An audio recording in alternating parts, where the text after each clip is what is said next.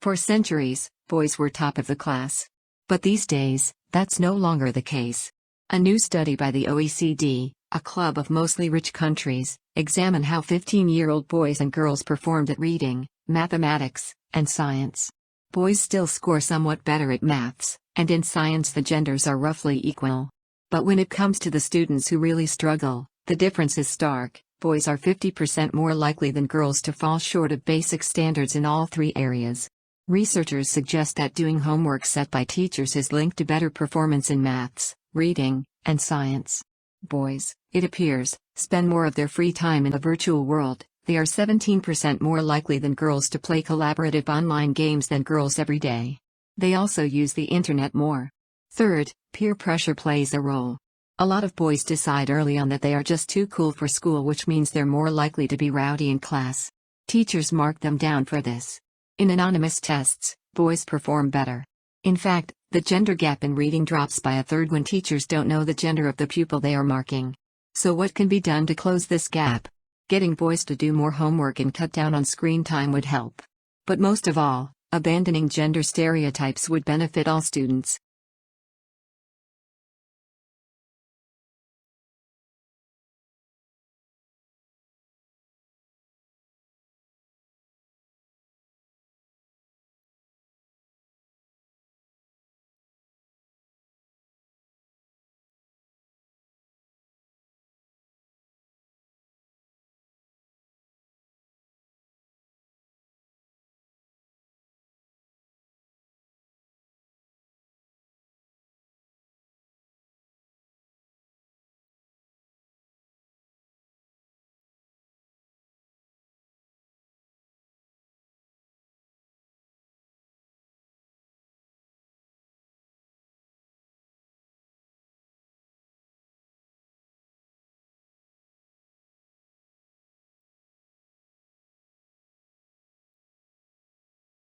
The history of software is of course very new.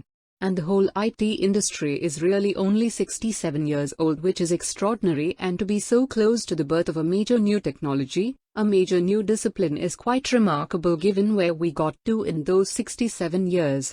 And the progression has been not so much a progression as a stampede, because Moore's law, the rapid expansion in the power of computing and the rapid fall of the cost of computing and storage and communications has made it feasible for information technology to move into all sorts of areas of life that were never originally envisaged. What has happened is that there has been, as I said, a stampede for people to pick the low-hanging fruit. And that is what's guided the development of software and information technology over the past decades, and continues to do so, with a number of consequences that we will explore.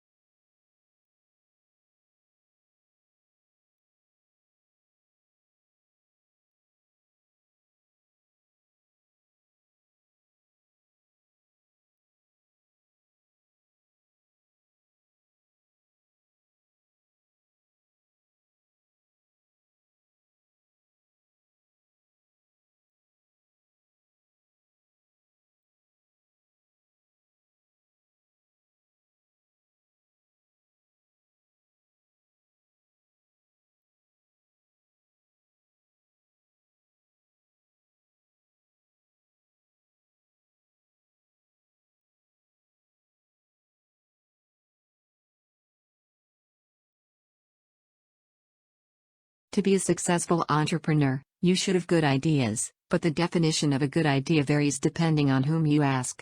A great idea should have several features. Firstly, the great idea should be various and novel. Secondly, the great idea should be unique, which means no one has thought about it. Thirdly, it is essential for great ideas to be transformative and productive. All ideas are essentially a combination of other smaller ideas, but this doesn't mean they can't be unique. Merely copying doesn't make anything idiosyncratic, it's the individuality that one puts in which makes a concept stand out. Constant innovation leaves no room for stagnation and thus, adds on to the basic idea, effectively making it unique.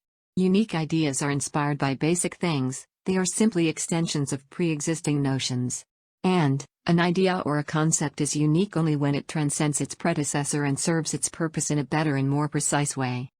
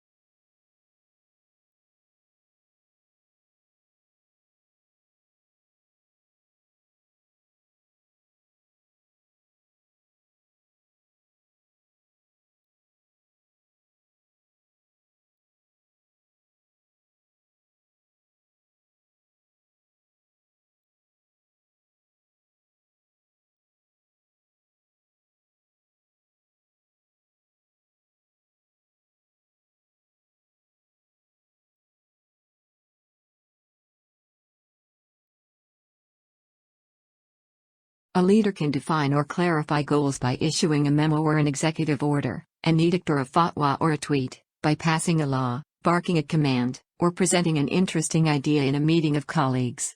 Leaders can mobilize people's energies in ways that range from subtle, quiet persuasion to the coercive threat or the use of deadly force. Sometimes a charismatic leader such as Martin Luther King Jr. can define goals and mobilize energies through rhetoric and the power of example. We can think of leadership as a spectrum, in terms of both visibility and the power the leader wields. On one end of the spectrum, we have the most visible, authoritative leaders like the President of the United States or the Prime Minister of the United Kingdom, or a dictator such as Hitler or Gaddafi. At the opposite end of the spectrum is casual, low-key leadership found in countless situations every day around the world, leadership that can make a significant difference to the individuals whose lives are touched by it. Over the centuries, the first kind, the out in front, authoritative leadership has generally been exhibited by men.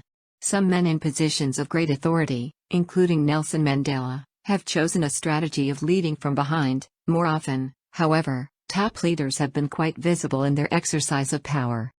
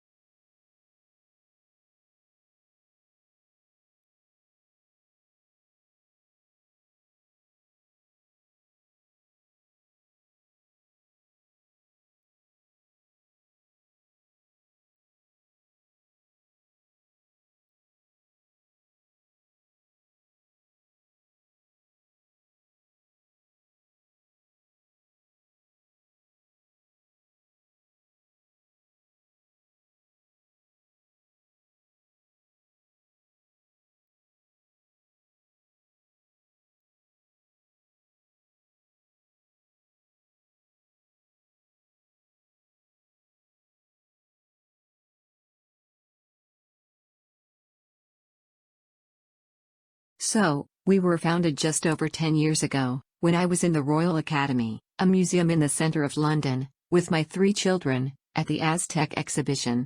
I don't know if any of you saw it. I had an older child and 2 younger children, twins, strapped in a pushchair, and one of my children, 3 years old, shouted, and I've never denied he shouted, "Monster, monster." At this statue, which looked just like a monster, had snakes for hair, a big beak for a nose. And, I thought, this is fantastic. I've got a 3-year-old that's appreciating art. How good can it get? So, I bent down and I said, yes, it looks just like a monster, and, at that moment, a room warden came over, a gallery assistant came over and said we were being too noisy, and threw us out to the wrong family. I was, at that time, a journalist with the Guardian newspaper, and 2 days later wrote a big piece in the Guardian about being thrown out of the Royal Academy. What was really interesting was, by the end of that day, we had, at the paper, over 500 emails from other families saying, "Museums aren't working for us. Let's try and make it work." So, that's what we did. In The Guardian, we set up a campaign. We called it the Kids in Museums campaign.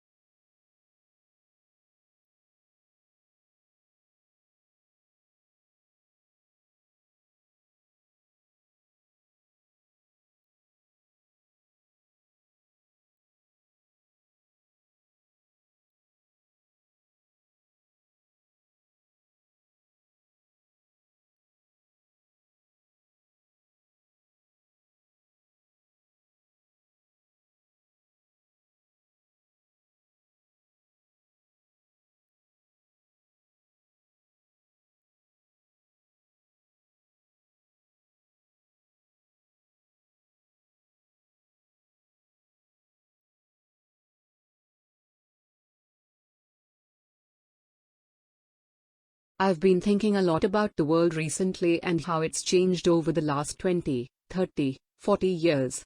20 or 30 years ago, if a chicken caught a cold and sneezed and died in a remote village in East Asia, it would have been a tragedy for the chicken and its closest relatives. But I don't think there was much possibility of us fearing a global pandemic and the deaths of millions. 20 or 30 years ago, if a bank in North America lent too much money to some people who couldn't afford to pay it back and the bank went bust, that was bad for the lender and bad for the borrower, but we didn't imagine it would bring the global economic system to its knees for nearly a decade. This is globalization. This is the miracle that has enabled us to transship our bodies and our minds and our words and our pictures and our ideas and our teaching and our learning around the planet ever faster and ever cheaper. It's brought a lot of bad stuff, like the stuff that I just described, but it's also brought a lot of good stuff. A lot of us are not aware of the extraordinary successes of the Millennium Development Goals, several of which have achieved their targets long before the due date. That proves that the species of humanity is capable of achieving extraordinary progress if it really acts together and it really tries hard.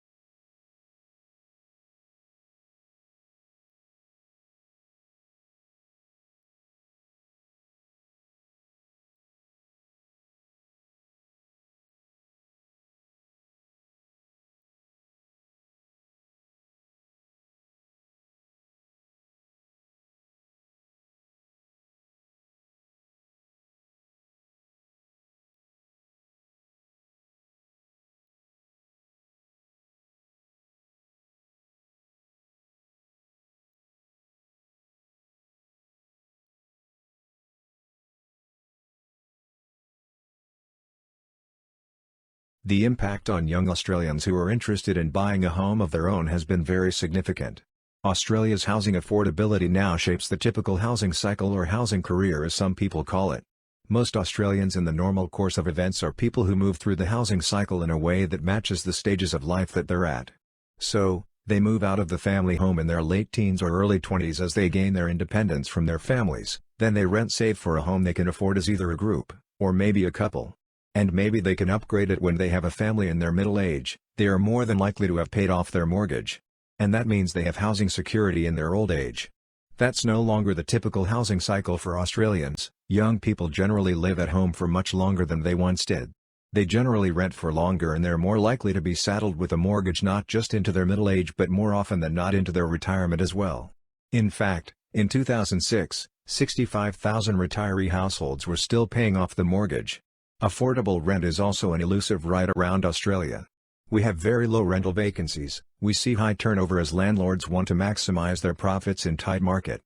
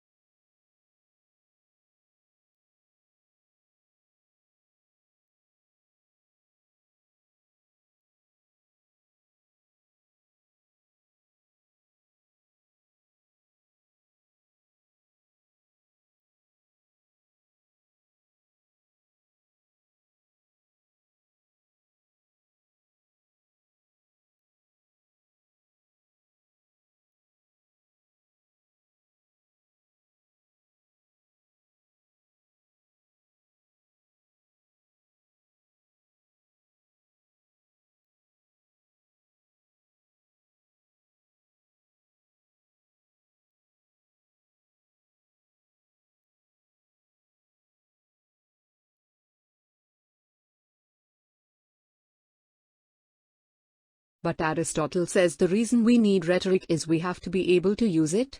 To use rhetoric influence the Rambel, we try to get them to understand truth.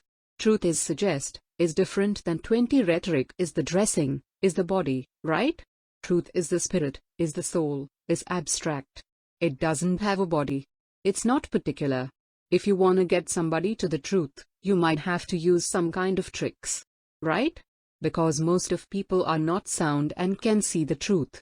That's what we think. Most people are rambles. Really. Only the educated be erudite are actually capable of seeing the truth. If you want to get the general mass there, you may have to do a little bit. So Aristotle, that is rhetoric. Rhetoric is something that is used to influence people. Right? And it's a kind of mentally promise to logic.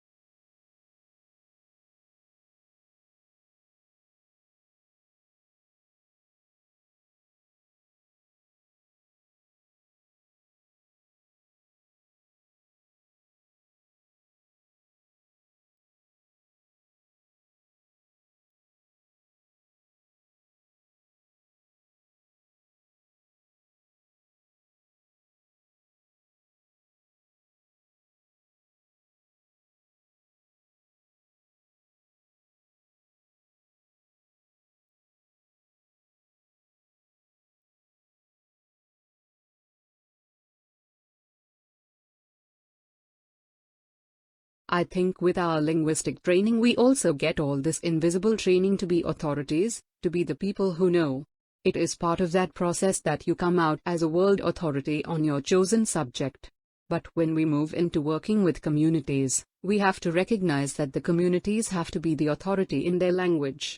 Actually, a woman in the class I'm teaching at Sydney at the moment, a career woman, expressed this very nicely. Although she was talking about something else, she was distinguishing expertise from authority. And certainly linguists, because of our training we do, have expertise in certain very narrow areas of language, but we don't have the authority over what to do with that knowledge or what to do with other knowledge that the community produces. I guess for me the bottom line is languages are lost because of the dominance of one people over another. That's not rocket science, it's not hard to work that out. But then what that means is if in working with language revival we continue to hold the authority, we actually haven't done anything towards undoing how languages are lost in the first place. So in a sense the languages are still lost if the authority is still lost.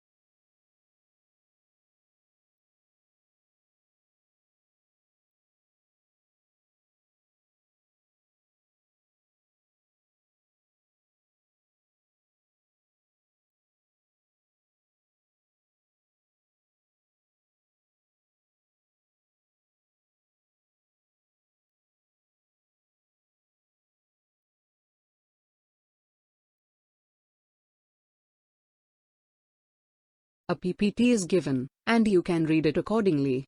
This lecture compares the conditions on the Earth and Mars, as well as the habitability of Mars. There are some similarities such as polar caps, atmospheres and water climate. But Mars and the Earth also have lots of difference.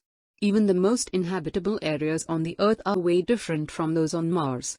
In preparing for the Phoenix mission, scientists have done Antarctica trial runs.